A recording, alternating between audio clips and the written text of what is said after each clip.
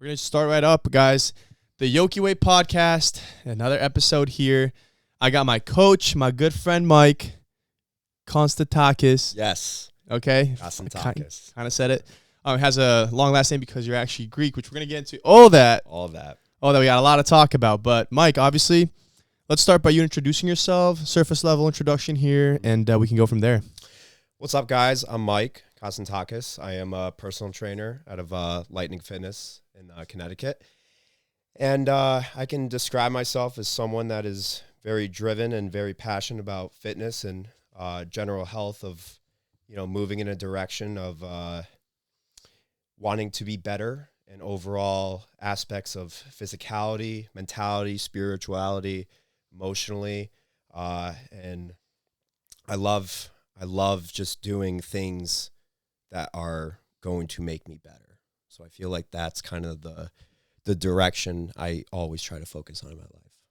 Yeah, I think you said that really well because when I first met you, my first impression was like, dude, this guy goes hard. But funny enough, when I first met you, the first time I met you was I went to Lightning with my friend Serge and I think my other friend Paul. And we go there, and obviously Lightning Fitness is the environment's kind of interesting because when you get in there, the average gym goer would be like, whoa, what is this? Because you see a lot of strong people, powerlifters, like, strong men, whatever. So when we get there, I was kind of like, whoa, in a little shock. Matt's kind of walking around the gym, showing us the gym. And you're like, oh, hey, guys, like, what's your names? You guys look new here. So, like, that was kind of a nice feeling because it's like, okay, like, wow, like, somebody wanted to say hi that doesn't know us, which is kind of a welcoming feeling. That was my first initial reaction. I honestly, I love trying to go out of my way to make people feel, especially in, like, a gym environment where a lot of the times it can make people feel insecure, and especially, nowadays with kind of the gym culture of what you see on social media and whatnot. I always just wanted to make sure that everyone was comfortable, especially, walk into a new facility, especially when it's a place like Lightning. For you guys that don't know, it's about 27,000 square feet. It's like divided into thirds, and it's pretty incredible. It's definitely worth the visit. So I wanted to make sure that you guys were welcomed with warm arms. Definitely. And I followed you on Instagram shortly after because I remember going to the geotag and I saw you. Oh, this is the guy that said hi. So I remember following you. And then I saw some of the stuff that you did. So the initial reaction was, all right, this guy's actually a welcoming guy. And then I saw how kind of a dog you were. I don't know how else to explain it. This guy's very impressive. And we're going to get into some of those challenges and feats that I saw on your Instagram, which, helped me kind of realize, like, okay, this guy is not your average gym goer. So I think that is a perfect transition to talk about kind of why do you train, what your style of training is, the purpose of your training, and the challenges you've already done. For sure. So just go off, man, and let us know. So I'll start it back for when I was younger. My grandfather introduced me to the gym when I was about 12 years old. And it was basically a thing where my brother and I and him would go to the local YMCA every Saturday. We didn't really know what we were doing. We would just kind of go and just have this kind of family bond kind of thing. And we were baseball players growing up. And by the time I was going into my junior year of high school, I was a very skinny, very average baseball player, and I knew I wanted to play on varsity, and the only way that I knew that I would be on that team was if I got bigger, I got stronger, and I got faster. So essentially, by the time it was the first day of school, I remember clear as day, I set out beforehand that I was going to go to the gym every morning at 5 a.m., go to school, and then go right after because all I wanted to do was just outwork the people that were trying out for the team and just outwork myself, just trying to become better at, growing.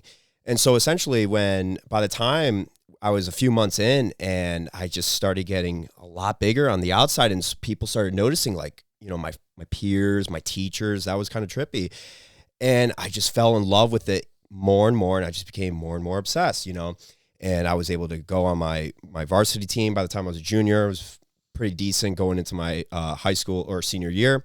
And from there, I was pretty much all into fitness, and I realized I didn't want to play baseball in college. But the real turning point was when I actually started wrestling. Yeah. Is it still in high school? High school. Since we're on this topic, so one of the reasons I started working out in high school was one of my friends was like, yo, let's go lift. But the other was because I thought I was gonna get more girls. Yeah. Was that part of the reason that you were lifting too, or is that just me? It was one of them for sure. I mean, definitely, I was a shy kid growing up, and I really felt like that if I did get bigger on the outside, that the girls would start noticing, and it worked kind of. Worked. It wasn't like drastic. Yeah, exactly.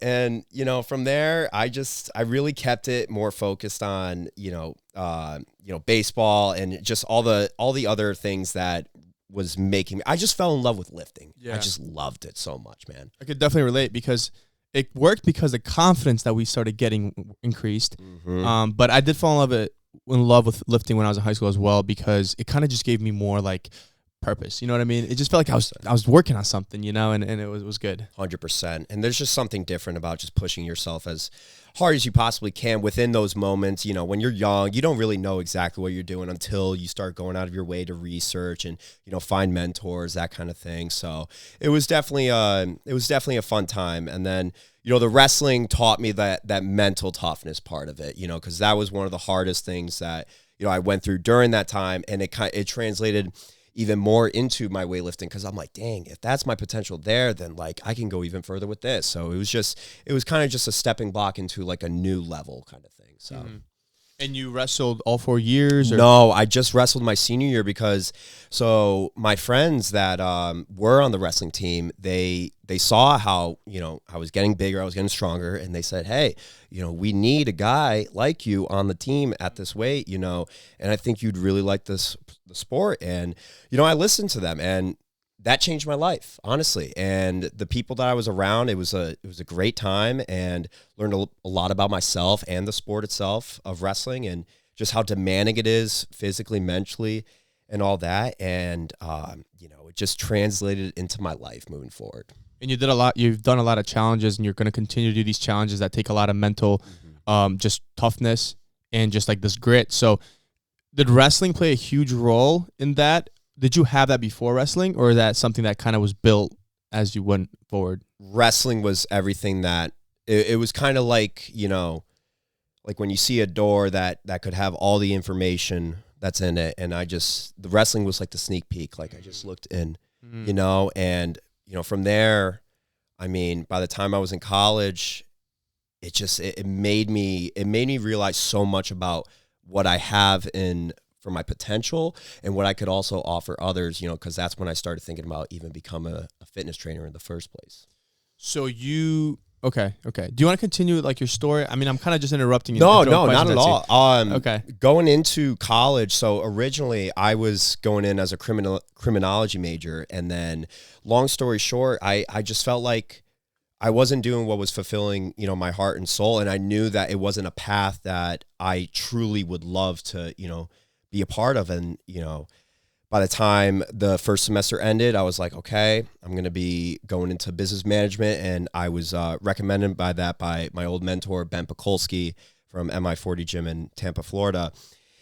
And, to get the business side of things of, to own a business of, personal training, because I knew a lot of the things that I would learn from him. I would learn from a lot of outside sources, not to say that you won't get a good education by doing like exercise science or anything like that, but it's not a necessity at the end of the day. And if you're really willing to be a student of the game and learn, that's when a lot of knowledge just started, coming into me and that kind of thing. So, and then, going into the challenges and such. So, by the time I was home, going into my junior year, this was sophomore year of summer, my father, who immigrated to this country when he was 12 from Greece, half Greek, half Italian, my mom's Italian, he started having a very bad overall time with the leukemia that he was diagnosed with when I was in high school, lymphochronic leukemia to be specific.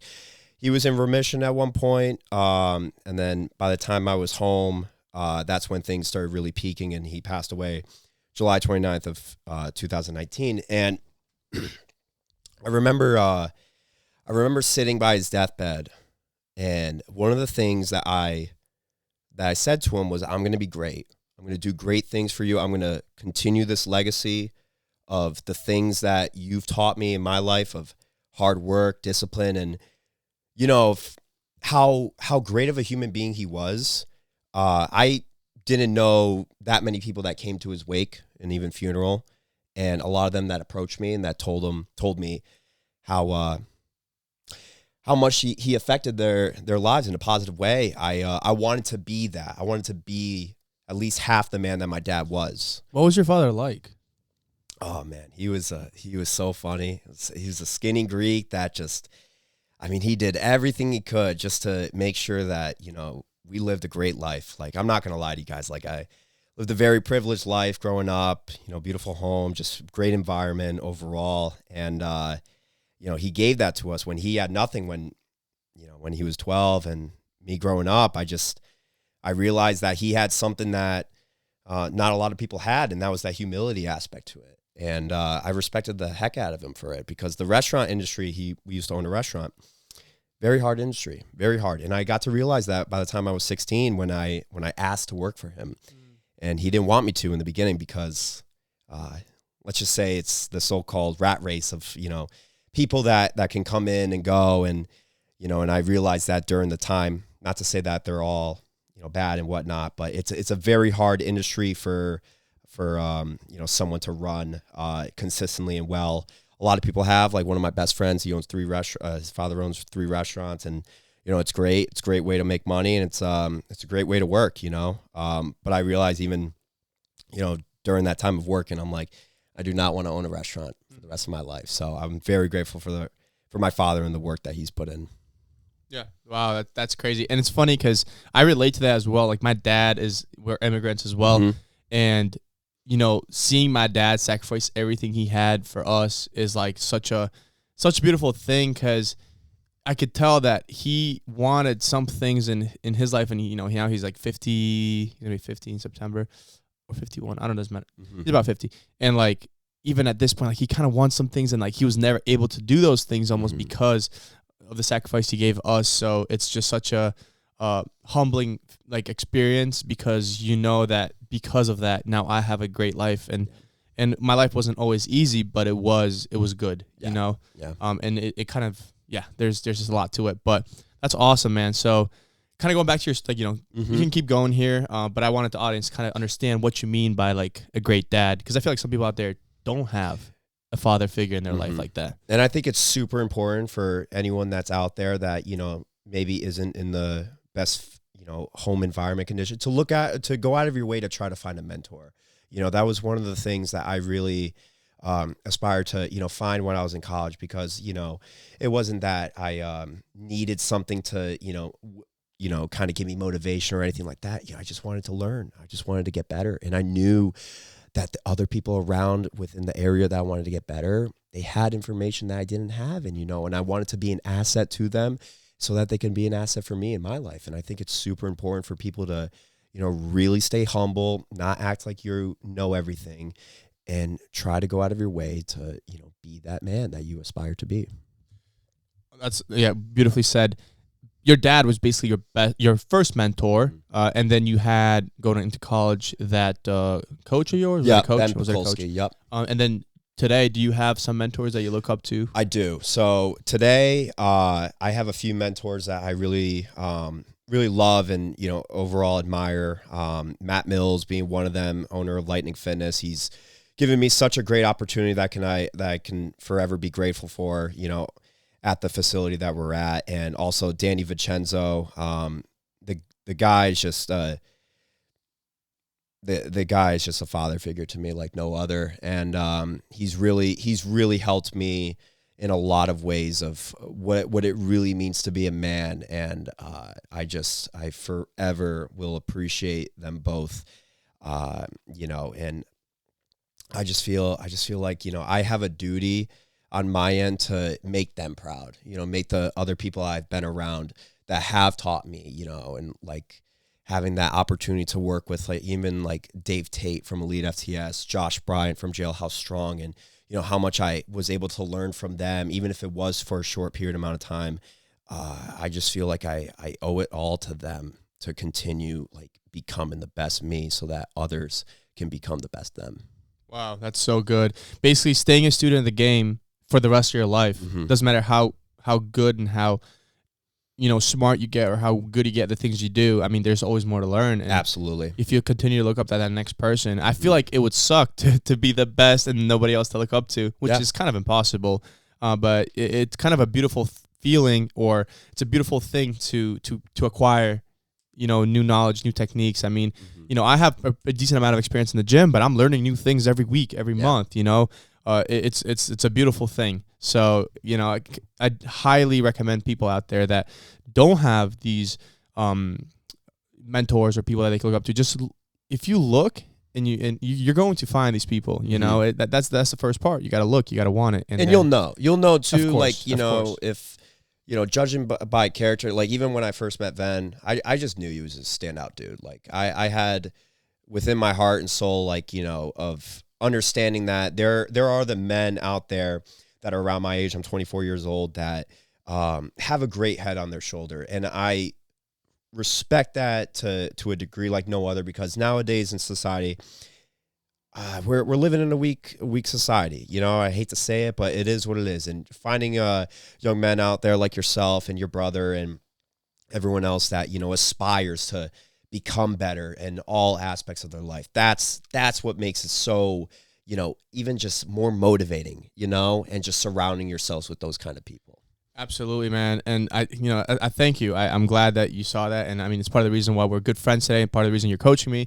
And in the past 2 years, what I've noticed is that there are so many people out there that you can find, not so many, actually, very few, but there are still plenty if you put yourself in the right environments. Right. As soon as I let go of people that were dragging me down in my life, I start finding people like you. I start, finding people like Shay. Shout out to Shay. Yep. Recently, I started getting a little closer to him. We started lifting together. Amazing dude. Yeah. You know what I mean?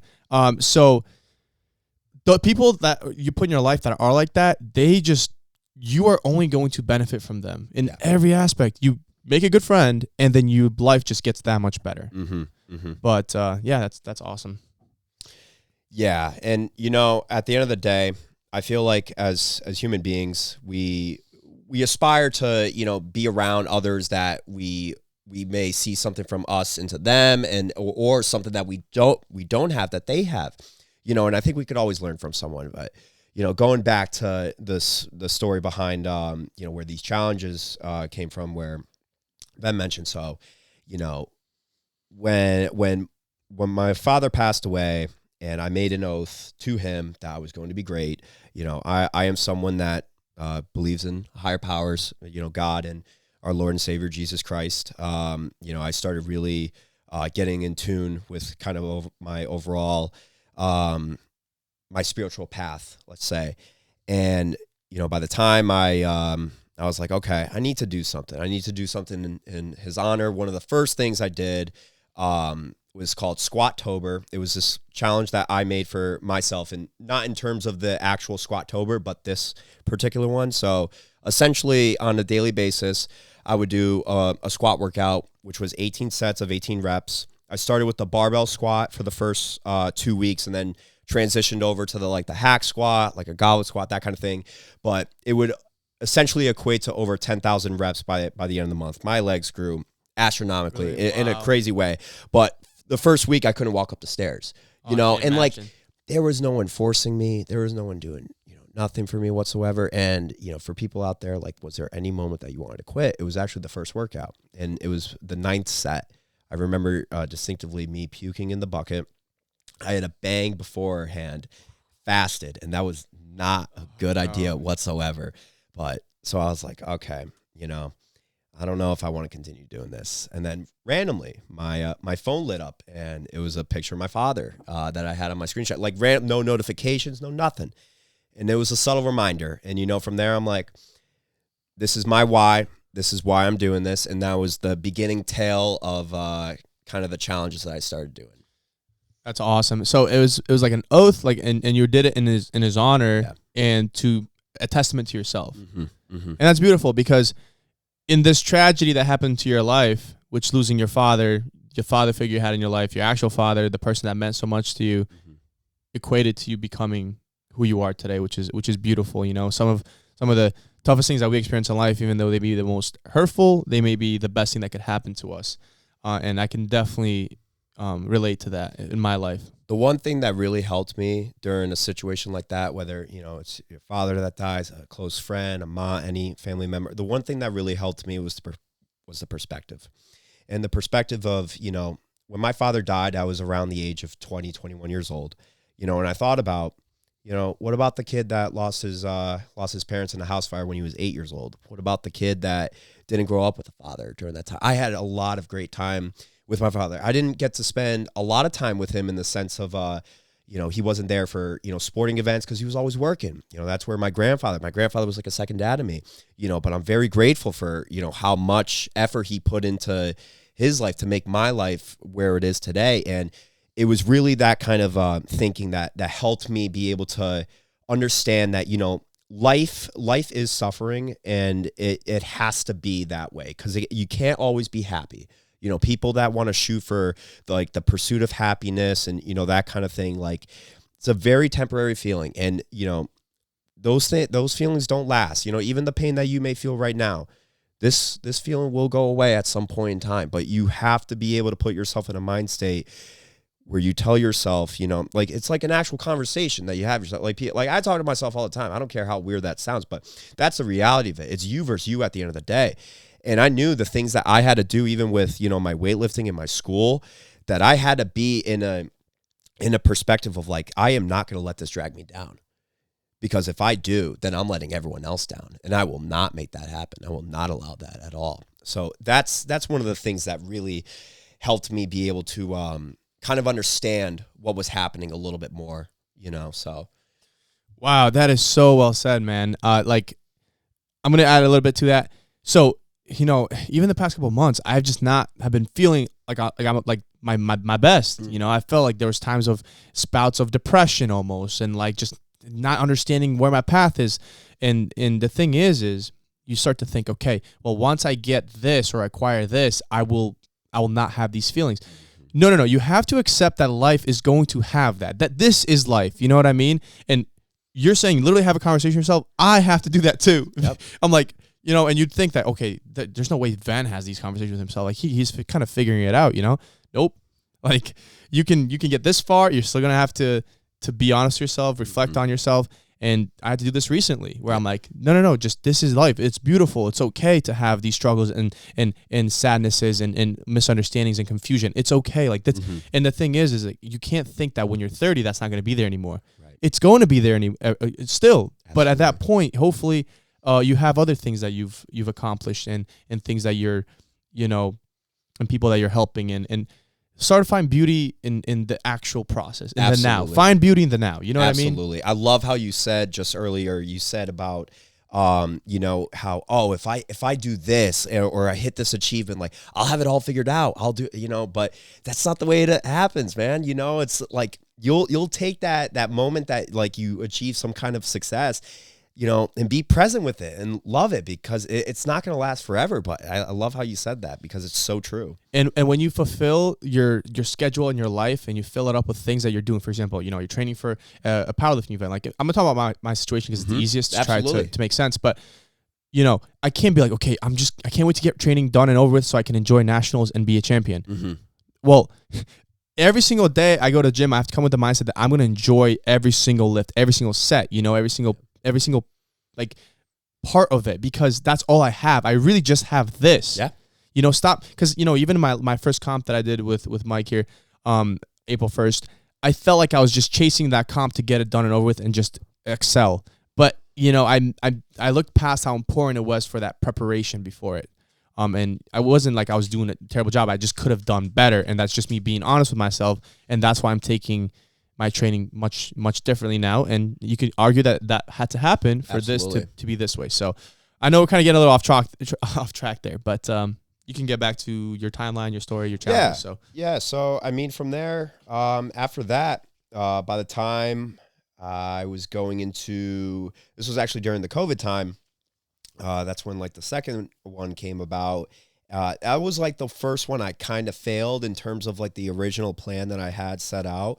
Can't remember it all at the top of my head, but the first thing that I was doing for that day was 225-pound back squat for 500 reps. So that was It was pretty gnarly during that. I puked during it, and I was done after that, and I had all these other like little squat, movements that I was going to do, but I knew like I had people around me that were like, you're going to actually tear something if you continue. So I said, all right. What'd you get to?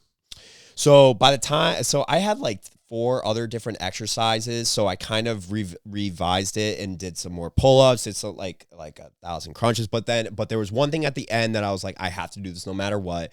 And it was a mile lunge that we went down to my track, and I just lunged around it. And I think that was like a 9 to 10 hour day. And, it was a good time, man. It made me realize like, some things can't always go to what you expect it to be. And you have to adjust. You have to do what you can in that moment, because, when I do these challenges, like it can be very intimidating, because I have very high expectations, or should I say standards, for what I set out. Because like when I say challenge too, I really mean something that's truly hard.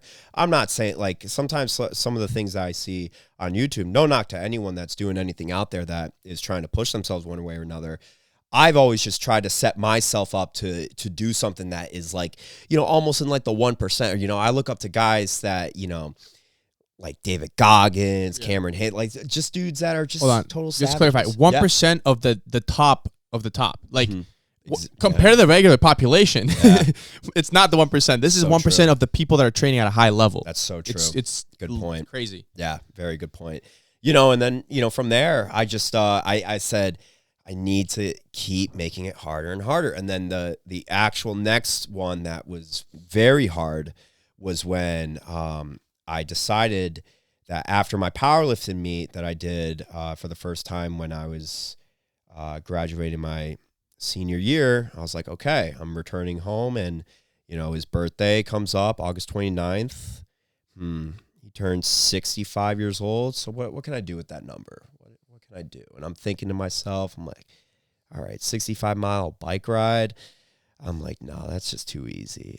Then, that's just too easy. I love it. And then these things that come to my mind, it happens like a flash. And it just said to me, 65-mile run. Wild. Mind you, I never ran. Like the most I ran before that was 2 days prior, was 5 miles at a 6:30 pace, because my logic there was that if I run 5 miles at this faster pace, it's decent, then I can be able to, kind of have this relaxed pace going into it, because it's a decent amount of miles. And it was pretty crap logic, because by the time I was at mile 50, my legs were broken. There was no running whatsoever. It was like grandma walking down the street kind of thing. It was crazy. Every step was daggering knives just going through my feet, my hip flexors and my hamstrings, just to a point where if I even thought of running, it just would snap in half. So it was definitely very, very mentally challenging, but that's what allowed me to, grow and, do the next challenge, and after that. How is recovery like? Oh my after goodness. That run? Oh my goodness. So I did not get into like ice baths or anything like that until like later on. So I will say people probably won't really believe me when I say this. I was fully recovered in 3 days after that, because the next morning I went to the gym. Actually, I could barely walk, mind you, but I'm like, I gotta move, because if I actually just stay in bed, it's just gonna make it feel worse and worse and worse. So I'm like, I have to get some blood going, and I got worked on a little bit, but it was interesting. But I will tell you though, that no matter that pain that I felt, that physical pain, nothing will ever take away that moment of after I crossed that 65-mile line and I went home, I showered, and I'm in bed, of that gratifying moment that I fucking did it. It was a dude. I can't even imagine. And it makes me think of how I don't think I push myself enough in my life. Like just hearing some of these stories, it's like I'm too comfortable. I push myself, but I do feel like I'm too comfortable. When, I love Dragon Ball Z. It's an anime out there that is really near and dear because I'm also a mixed martial artist too, and it's based off of that. And one of the things that I took from that show is the transformation side of especially when when Goku transformed into a Super Saiyan for the first time, seeing his best friend died.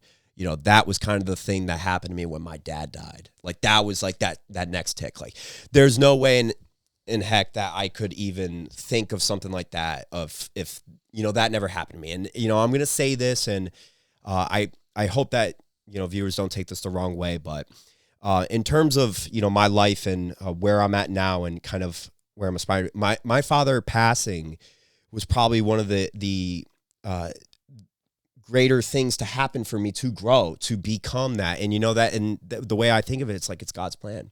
Yeah. Because God has a plan for everyone, whether you believe it or not. Like God put us together for a reason, for us to move forward and learn from one another and become better. Like that is what it's about, man. I get chills right now, dude. Wow, dude. And it's crazy that we've had like a similar conversation. We drove together to Pennsylvania for a competition I did a month and a half ago. And just we spoke on some of these topics, but just hearing it over, I'm getting goosebumps, and it's just like a refresher of like, whoa, like this is some crazy stuff. Yeah.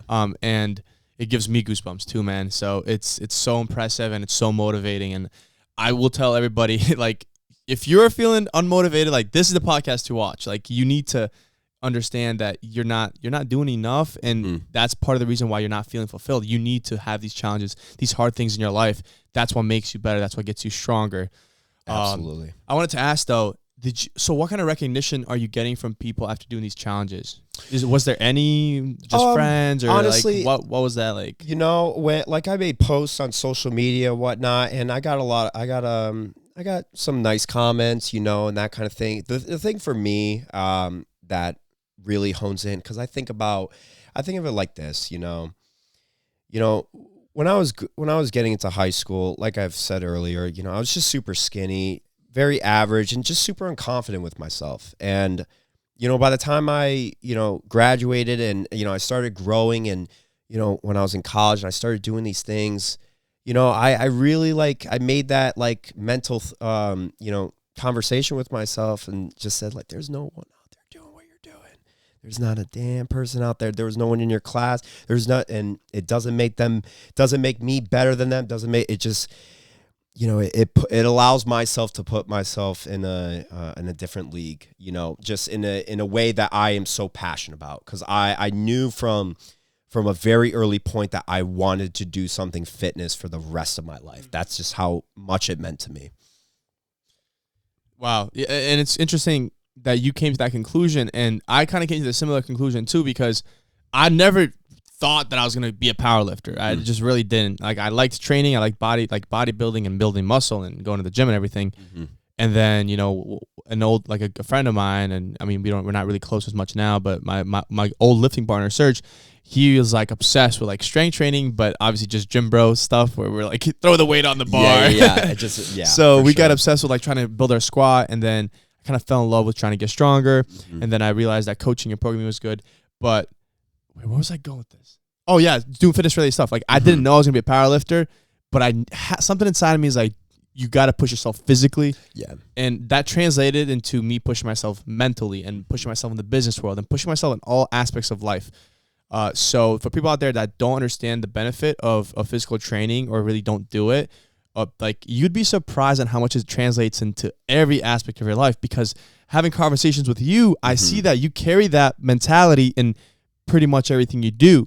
Even if you don't do it such a high level, it's still there. Yeah. It's just in the process of getting to that high level. Absolutely. And, it opens up those doorways and those paths. Like you were saying, you were first into, bodybuilding, that kind of thing. But then you invested in yourself into something that was a little bit outside your comfort zone. But look where that brought you to, just other opportunities out there that, you wouldn't have, potentially even had if you didn't have, the actual courage to take upon it, and that's a very powerful thing that we have to be able to think about in our lives.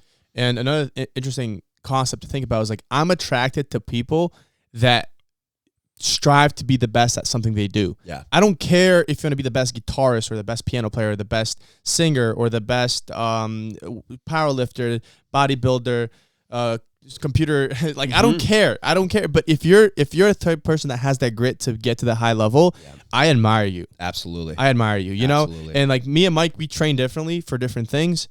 But him performing at that high level, I'm like, dude, I want to dig at your brain. You know, I want to pick your brain. I want to know why you're doing these things, how you're doing these things, what is your source of motivation or reason or drive. Like all these things matter because I'm doing similar stuff. So, you know, some of my best friends that I've built in the past couple of years, they're really good at other parts of their life in the business world or in the networking space, and they're all doing it at such a high level. And they respect me because I do what I do, which is completely different than what they do. But they respect me, you know. And it's so important, so important. You know, people that operate at a high level, they recognize that within other people, you know, no matter what it is, like you said, you know, because you could, like we said before, you could always learn something from anyone out there, you know, that is into what they're doing itself, the good and the bad. Yeah. And look, go into everything with humility, and there's always something to learn. Always. Absolutely. I mean, like, even in my short friendship with Shay, like, I've, you know, decided to bench it a little bit differently, and it kind of feels good. I might kind of roll with it and see if that can help me, right? And like these little things, it's like, whoa, it's like these little cherries, like here and there, and before you know, you're like, dude, wait, how did I get to this a super high level achievement of something? And it wasn't just one thing; it was these little things that come about from this person, this experience, that experience, this thing happening, and then you're like, whoa, you know. But it's because you choose to like. To have that high level of consciousness, you know, it's just that's what it is. Right. You know, and it's, you know, and me being his coach, like if I looked at it through like the ego, that kind of thing, you know, and thinking, you know, but I didn't tell you to do that though. I didn't tell you to do this and that, but that's not the right way to look at it because, you know, there are things that another person can see from their point of view that maybe I couldn't have seen. So it would be very unjust and very wrong of me to try to dictate how another person, whether that's my athlete, whether that's like another friend of mine, you know, to be able to, for them to go out and branch off because I can't pretend that I think I know everything because then you're going to get called out for it. And it's like, because I don't, you know, and I'm still young in this sport and we're still growing in a way that we want to be able to, you know, be the masters of what we do at one point, you know, but as it's a stepping stone each time and we're always going to learn. Yeah. And, you know, part of the reason I decided to work with you is because I saw this mindset that you had. And I knew that I needed a coach there that actually was a hardcore dude. Like that was literally my reason, one of my biggest reasoning, and just that accountability. And just having another set of eyes and somebody kind of getting intuition on the movements, the strength levels, the everything. All these things matter. So some people understand like, oh, then like if you're so knowledgeable, like why do you have a coach? Well, it's all these things I just talked about. Like I like that. I also do like kind of knowing that my program for the week's gonna be done. Oh yeah, I can open up Google Sheets and just know what I got to do. The work. That's just it. Do the work. Know, it's great. You know? There's some beauty in that too because some days I don't want to do it and I'm like whatever, I just got to do it. Right. I remember that conversation we had one time where it was, I program very hard just for people out there. Dude, programming is not fun. It's not fun, the week, but it's not like let's go to the gym dilly dally and have a good time. Yeah, right. You're going to be putting in work. But at the end of the day, it really all comes down to exercise selection, and it's like the science. It's like what would you say? Kind of like a mathematician, whatever. Chemist, but anyways, chemist. Chemist. Yeah. But we had a conversation one day where you were like, I really didn't want to do any of this, and you wouldn't have known. No one else would have known that I wouldn't have done anything, but you still did it though. Yep. You did that for yourself because you knew that each stepping block was going to get you better and better, regardless of how it, made you feel. And I'm not going to come on here and say that I program perfectly or anything because there are a lot of times where sometimes my athletes are very beat up and, I have to pull back on the gas pedal sometimes, because they're working so hard through my kind of methodology in that way. So it's another learning process for working with, athletes like yourself and even just, general fitness goers that, want to go hard and want to be better, but you got to be able to look at it through that person only, and then apply through, trial and error. Yeah. Well done. Well said. And it's interesting because every athlete has different levels of endurance, right? Different skeletal structures, different pain tolerances, all these things. So you're doing your best to get somebody to perform at a high level, and every athlete's going to be different. Absolutely. And that's something I know from my coaching as well. So, that's that. Where were we with? Oh, let's transition talking about your current challenge. Sure. Unless there's another challenge you wanted to bring up before that one. So I think it's good for me to bring up the other one. So the other two that are very noteworthy, and I'll talk about why after. So I did over the summer, I did 24,090 push-ups. And where I got that number from was it was going to be the amount of days that my dad would have lived to that moment itself. I don't know where it comes from. It just pops in my head, and it just kind of is something that I write down and I think about and I articulate, and it's scary, but it's also like it's another opportunity to be great. That one took me 28 hours, and then after, so my grandfather passed away within the past few years, and I did a little bit of another one before, but the more notable one was recently back in November, where I set out to do 5,000 pull-ups. 5,000 mostly because the current world record before was held by David Goggins back in 2013 at 4,100. Like I said, I admire David Goggins. A lot of the things that he's talked about through his mental toughness and his story, I really honed in terms of just, wanting to create even just like a little bit of a percentage of what that would even be. And I was like, if I want to proclaim that I'm going to be this great overall dude, I can't copy what he does. And I can't copy the other kid. There's a gentleman named Truett Haynes, son of Cameron Haynes, a very, very awesome ultra marathon runner, where he broke Goggins' record in a certain amount of time. I forget what it was, but that was another thing, a kid around my age, and I wanted to, do something along the lines of that. And so I did the 5,000 pull-ups in 26 hours. I will say by the time I hit 4,200, I was not able to get my chin over the bar no more. My body was just done, so I had to put a resistance band under me and finish the 800, but it was great in that 42 way. Raw 4,200 raw pull-ups the over the chin. Yeah, and I kept asking, I was like, is my chin going over the bar? The rep does not count if the chin is not over the bar. Does that beat the other guy that beat Goggins at 4,200? So it beats like the number that he did. Yeah. It definitely not in terms of time, because he got it done, I think, like 17 hours and 30 you were minutes. at what time? I was at from that point, I Yeah. think I was maybe around 23 hours. Okay. In. Yeah. Wow. I was definitely around there, because I was doing sets of 5 from 6:00 p.m. From the night before all the way up until then, and then when I had the resistance band under me, that's when I just started banging them out, that kind of thing. My body was just reached to a point where I just simply couldn't, do that many at that moment. And again, didn't really train for it. Like the most I did before was just 1,000. I kind of thought that was going to get me ready, but that was mentally crazy within that.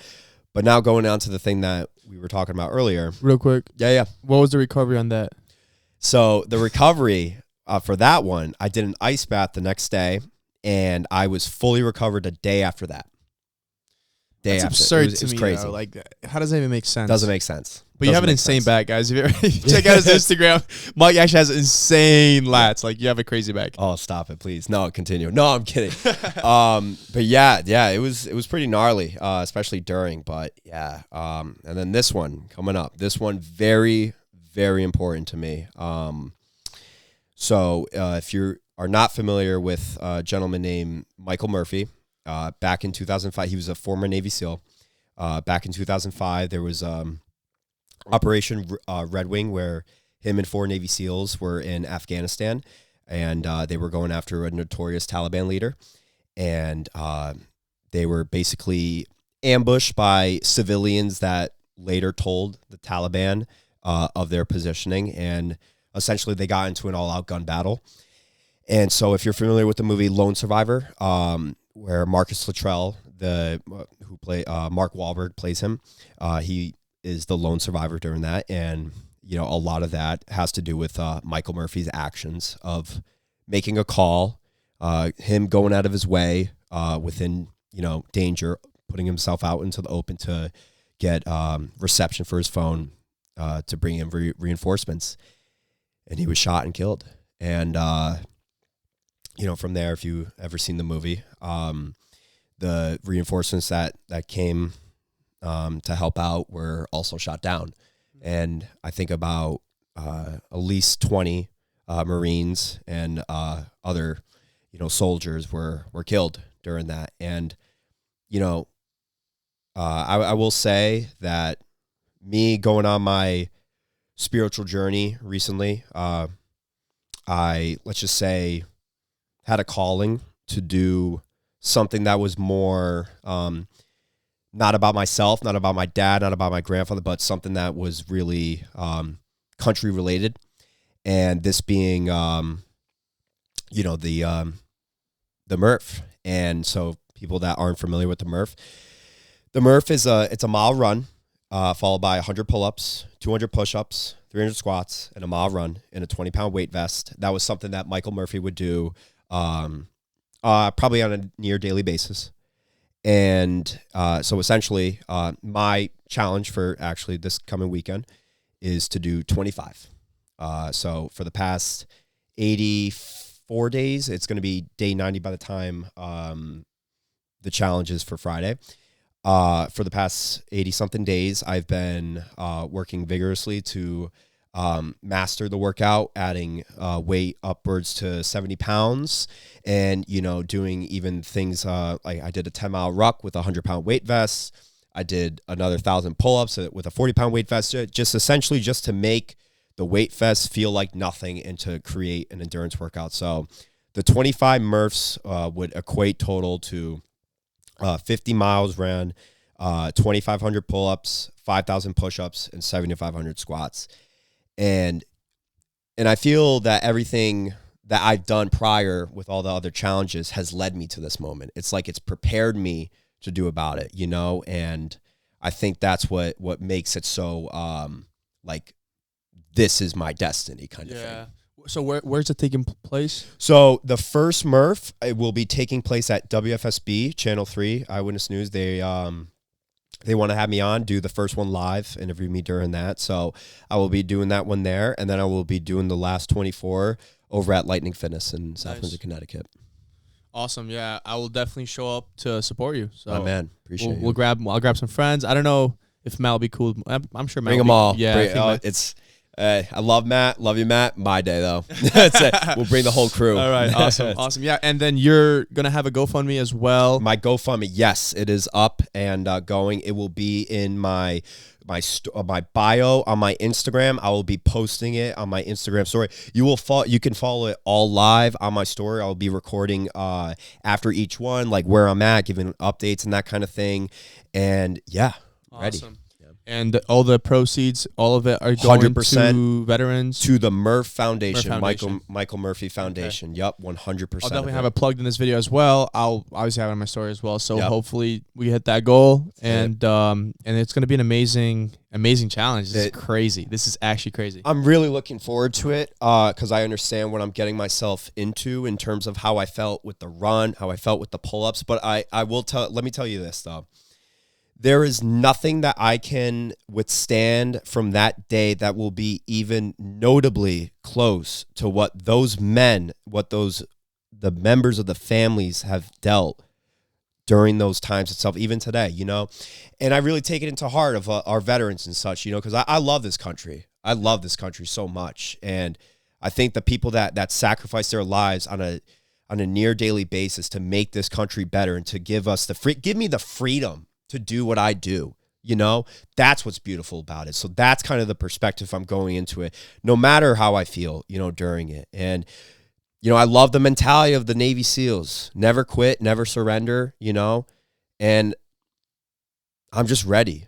I am more focused than ever, and I love the cause that I'm going for. And I feel that, not to sound like I'm a freaking prophet or whatever, but like God chose me for this because he knew that I can do something like this, for our people out there. And then seeing all the challenges you've done before this is just like, this is like the tying event. Everything together. Absolutely. Everything together, which is going to be amazing. Yeah. And just hearing this, witnessing it, it's going to give me, I'm so honored to be a friend and be able to witness this. This is beautiful, man. Amen. Wow. So yeah, I'll make sure if you, everything helps. If you want to donate $5, that's cool. You know what I mean? Seriously, anything like skip on the Starbucks coffee for one day. Yeah. And donate it to that, because the way I'm looking at it, it's like Goku creating a spirit bomb. You guys are feeding me the energy. The more I see more donations, the more I just see people support. it's like that's what's going to keep me going and That's just beautiful. keep going and going. And then that month, so the Murph Foundation, what does that take care of? Like just people that They give out scholarships to nice. I think people in high school. So like they have a Navy SEAL museum in New York itself. I forget where. I will be visiting it before the challenge itself to just kind of prime me for that mode and prepare me mentally even more in that way. But yeah, it's a great foundation, and I'm very excited to see what we can create from it itself. So, and where it all can go to. Nice. And you're finishing. They help with what's it called?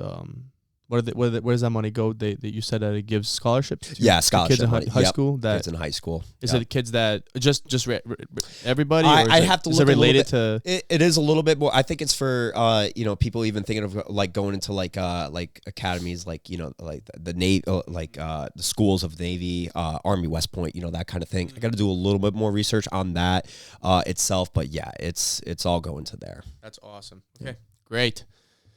Cool. Wow. Dude. That's insane. That's the first time I've actually heard in depth of what it's for. So I'm kind of like just taking it all in myself. Well, that takes care of all the challenges and everything. So real quick, I'm going to say why 25. I will be turning 25 in August. And I thought of, thinking of like a quarter of century of my life, God willing, making it to that point that like every Murph that I do is like a year that I lived. And I love that.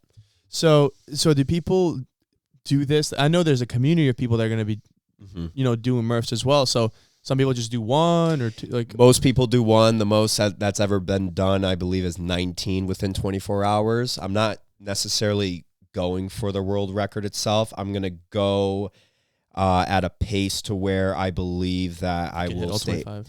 Yeah, and stay healthy during it, because I remember from my last run where I got overzealous and started, kicking the endorphins and just running. I kind of pulled my hamstring a little bit, so I'm being very cautious of when to use that power and that energy. So just going through it, But I'm ready. See how the other challenges is giving you this wisdom and exactly poisoning you for this. That's cool. That's so cool. 100%. Dude, I feel like there's so much more to talk about. Dude, but wait for part 2. Yeah, there will be a part 2 100% because it doesn't matter if we talk for the next 30 minutes. There'll still be a ton of things to talk about. Because we got Ven's Nationals in July. Oh my gosh, we gotta do another podcast next week. Maybe. Oh yeah. I think I'm gonna do a podcast with Shay. Yeah, and then I might have you on after that one. Yeah, dude, you know what I mean? Let's do it. Because like man. I'm having a hard time like making a podcast every week, but if I'm gonna have guests, bro, this is easy. Yeah. I'm just asking questions absolutely. and you're going, dude. It's perfect. Oh yeah. But we had a lot of conversations when we went to Pennsylvania about all sorts of topics. We did. So. Real quick, like, where do you see yourself in the next couple of years? I know that you kind of brought up some things. I don't know if you want to share those things. No, I would love to. In the next couple of, so for me, I am still on my path to figuring out, like the fulfillment of me on this earth, and kind of, I want to be a professional in something, and in relation to, what I do for, MMA, that kind of thing. I do want to be a professional mixed martial artist, and I will be taking my first fight this summer in end of July. And, I plan on going to Thailand for a little bit. Will say shortly, like I said before, I was able to live a very comfortable life growing up, very, privileged with where I lived and just who I was around for my parents and such. I feel like me putting myself in a foreign culture and giving myself the opportunity to be uncomfortable, I think that would be a very valuable within my life. And kind of the way that I look at it is like, I want to live my life to where my future kids and future wife, that a lot of the lessons that I learned, I can instill with them, and that's going to be based off experience, so that's one of the options. And definitely just traveling around the country, probably on the West End, Arizona, Texas, Colorado, Utah. I just want to check it all out. Yeah, that's awesome. Yeah, I mean, I will say that putting yourself in a different environment, it doesn't compare to anything else. It's kind of like doing a challenge like that. I wouldn't know unless I did it myself. Yep. You don't know unless you experience the new environment. So absolutely, I think it's only going to make you stronger mentally. So appreciate that, man. It's awesome. And that's exciting, man. How do you feel going into your first fight? You know, I definitely am excited going into the fight camp itself, which is going to start immediately after this challenge itself. I've just been very focused on that. So a lot of my training has been more focused with, striking, that kind of thing. I haven't been on the ground as much because just the way that it does beat up my body and making sure that, that I am set for these like Murphs that I have been doing. That's been kind of on the back end of things, but a lot of it is going to be training a few times a day and, just continuing to be a student of the game and trying to master my own ability to flow and just be a mixed martial artist and understanding what that is like because, with every first fight, there's going to be more after to learn and just become better and better. So that's kind of my thought process going into this. So I'm very, very much looking forward to it. And of course, you said you wanted to become professional or something in the future, and you're thinking of potentially taking this mixed martial arts to that level. And for the viewers wondering, like, what does that process look like? Do you have to get a certain amount of wins, certain amount of records? What are the leagues like? So how do you get to the top level? Yeah, so there's a lot of amateur leagues out there that you have to start within and kind of, build up through your work itself of, being in the cage, being an octagon, and having that ring time itself, and a lot of people, think that it's the end of the world during your amateur career. It's a learning process during that, because especially where I was down in Tampa, Florida, I trained under Matt Arroyo at Gracie Tampa South, and we have a few guys in the UFC that fight out there, Billy Q and Matt Frivola. It's just seeing how they went through their process from, walking to the gym for the first time and then starting their amateur thing and then going to the pros after. There's many organizations out there, but it really all comes down to kind of like your ability to market yourself and your ability to, really just be a badass fighter, Yeah. So it comes down to your skill level, your technique, and understanding that, me going into it, I want to be able to put myself in a mind state where I am prepared to die for this. Like I've done for these challenges before, I haven't been able to tap into that yet because I haven't actually fought my first fight. And, and it's a very hard thing to do. You got to be able to accept that going into the ring that, something could happen to you and you have to do everything you can to prepare for the inevitable, so, or anything that you may or may not have, seen during training. What kind of mentality do you have going into like a fight? I mean, I know even when do you have to have a mentality where like you're like I'm going to win no matter what? Like do you think that's the right mentality to have? The people that I've learned from that have been in fights, whether that's in the cage or even like outside in the streets, and kind of what I've gathered from it, it's very individual based, but for the most part, what I will say, you have to have a desire to go in knowing that anything can happen to you and them too. So it's like, I like a gentleman that I talked to, he's like, I want to inflict as much pain as I possibly can onto this other person. It's not even that I care or win. I want them to remember that them fighting me was probably like one of the worst things that they could ever done. So it's all individual in that way. And I want to be able to go in with my thing of like, okay, I don't want to be overzealous or angry, because then that puts you in a state of like you're thinking too much, you're trying to you're stiff, you're not moving as well as you should, and then you got the other side of like flowing into it and like kind of just like that working off of instinct, that kind of thing itself. So it's definitely a work in progress, and I'm still figuring that journey out of like how I want to be able to go in.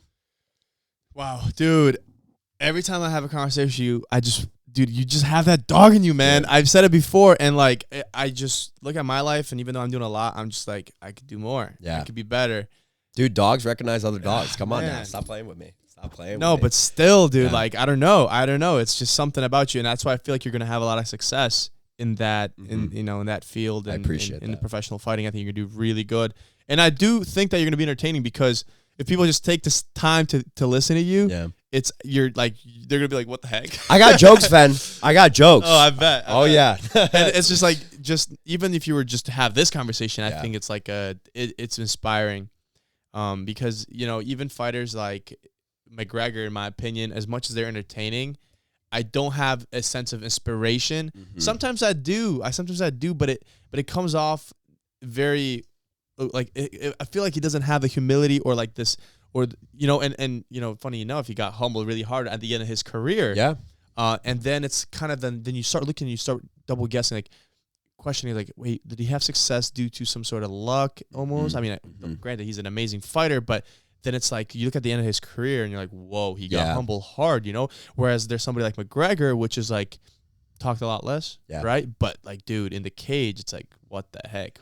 There's so many different variables, and it's such an interesting just game itself, because you are constantly learning more and more about yourself each time. So it's exciting to see the progression of where you can take yourself within the sport itself. Even you know, for people out there that aren't interested in fighting, or you know, maybe just want to engage within the martial arts itself, like, please, like, it for me, it was especially getting into jiu-jitsu when I was in college was hands down one of the greatest things that I could ever get into. It brought me something that weightlifting did not, you know, and for that I will forever love, and just will continue to becoming better at. Yeah, I went to one of the Monday night sessions that you guys have, the sparring session, and it's just like, it forces you to bring out that dog in you. You have to, like, you can't just sit there and allow somebody to punch you. You just can't. Yeah. You got to block the shots. You got to try to throw a punch, or else they're going to take advantage of you. It's a chess game at the end of the day, you know, and we can all learn from something that that brings us adversity, because that's where you grow. For viewers out there that are watching this, you know, you got to put yourself in uncomfortable situations, you know, and that's where you're going to see who you are and who you want to become, you know, because some people will face that and say, whoa, I don't want that. I don't want to do that right now. Like, it's a little intimidating. It's like, doesn't make you better or worse for who you are, you know, but there's always something that you have more potential than what you think. Trust me. I think we're going to have to wrap this up. Part 2 for sure is happening. We have so many topics to talk about, and some of the things, the conversations we had were so good, and I really would love to revise and talk about them in the next time we get together. But I want to leave off on this topic, and I'm going to say my spiel. I want you to add whatever you want at the end, then we can kind of close it up. But I saw this video a week ago, and it talked about kind of like, I forgot what the title of the video was, and it related to my life so much, looking back in the past couple of years, but I'm going to do my best to explain it here. You don't want to have an easy life. And hear me out. Like, right now in my life, like, the amount of money I make is good enough. And that's not giving me enough drive to excel sometimes. And I find myself staying so complacent in that side of my life. And I'm trying, but like, am I trying? Yeah. When I was at a point where, so I worked with this coaching company that was charging me $2,200 a month because it was expensive as shit. And like, looking back, you know, maybe it was a little too expensive, but whatever. I learned a lot. Anyways, besides the point. That time, I remember I had a credit card that I was getting charged on, and I remember I needed to pay off because it would go over the max that I could use on a credit card. And every single month, I would make enough to pay, no problem. Yep. And then as soon as I didn't have those payments coming in, all of a sudden I was like, I don't need to pay off more of that credit card, you know? So there's so many situations in my life where, like, I had no choice. I was able to get something done. Yeah. But then as soon as that is not there anymore, you start getting complacent. So if you set yourself up in life where you're just comfortable enough to get by, that's the worst thing you can do. Literally stop. Just like make yourself have more uncomfortable things that you get through. So it could be through like the gym, Brazilian Jiu-Jitsu. I don't care what you're doing, but if you're doing things that are actually causing you to have to fight this out of this uncomfortable hole, you're going to build this grit. And when you're in the process of achieving greatness, okay, this bottom part here sucks, right? So you're doing whatever it takes to get out of it. Then you get to this point. This is the most dangerous part right here, kind of in the middle, or kind of getting close to the middle. You're comfortable enough. This is terrible. Yeah. So, and I feel like I'm in a point in my life where I'm kind of there. You know what I mean? I own 2 businesses. I make money. Sometimes I wish I made more, actually all the time, just because it would be nice to excel. But then it's just enough to get by. I can golf whenever I want to. I can hit the gym at my own schedule a lot of times and all these things. And then I'm like, dang, I'm really not doing what I can do. So I'm just being honest with myself here. I love that. That is amazing. That's a mic drop moment, because a lot of people become complacent in life. And I was in a state like that. That's why I started the landscaping thing even recently, just to get my hands dirty. But that's so important for people to understand out there, that like whatever you see on social media, the posts and all that, you don't know what is actually happening on the outside of their life. And someone like Ven that has a presence within the fitness industry, you know, that's super humble for you to say to your viewers, just knowing that like you're trying to shoot towards something that is, you know, greatness, you know, and that kind of thing. And the areas that you recognize, like, you know, I could kind of chill out right now. And that's like the ego that's talking, because the 100%. ego wants to keep you comfortable. Yeah. You know, that's awesome. I love that. And another, like, and I'll be honest here too, is like, I have kind of have a phone addiction, and it's so hard for me to be the master of that part of my life, because the instant gratification you get from just scrolling on YouTube and watching videos is insane. That dopamine, man. You know, and you know, and I feel like that's a part of the reason why I felt so off in the past couple of months, because it's like you work so hard to get to this point in my life where I've worked really hard in the past 2 years to get here. You know, I own 2 businesses. I'm able to travel. I get to travel. I get to experience this. I make money from this. I make money from that. And then it's just like, no, this is not it. Like, you gotta keep going. And I saw a video recently where it's like, and I have to apply this to my life. Like, make a schedule, right? Devote this amount of time for the things that you need to get done throughout the day, and stick to it. And then mark it as a W or an L. And look at the end of the day, be like, okay, did I honor myself? Because when you go to your shitty job in the morning at 7 a.m., you don't want to be there, but you're respecting your boss, but you don't respect yourself. And I don't respect myself half the time. So I'm gonna get better. I'm being honest. So yeah, that's the last conversation I wanted to have. Yep. Dude, it was an amazing conversation. Dude, thank you for having me on, man. It was awesome. Part 2 will for sure come. And leave some comments below of what else you would like Ven and I and other viewers or other guests to talk about, because I am very much looking forward to seeing other podcasts that Ven is holding, because I've said from day one that him and his brother are going to take over the industry. Dude, I love that. And you're going to take over whatever you get in, and I'm going to be right there to see. I'm about to say, like, bro, when you make it to MMA, I better get tickets to that. I'll be there regardless. I'll be there regardless. But Mike Kostantakis, pleasure having you. Thank you, everybody, for watching. Be blessed. Make sure they come back for next week, and then the following week after that, because Mike will be back on. And we love you guys very much. Thank you for watching. Thank you. See you guys.